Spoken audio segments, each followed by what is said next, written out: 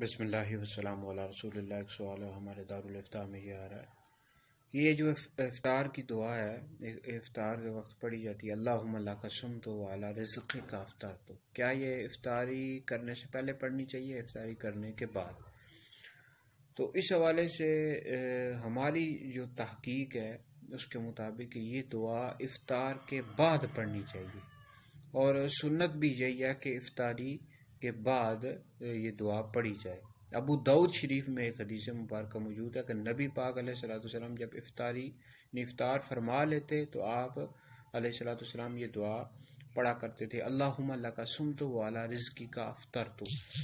تو مرقات المفاتیح میں بھی یہ موجود ہے کہ افطار کے بعد یہ دعا پڑھنی چاہیے۔ اس طرح اعلیٰ حضرت نے فتاویٰ رضویہ جلد نمبر 10 میں یہ لکھا ہے کہ افطار کرنے کے بعد یہ دعا پڑھنی چاہیے۔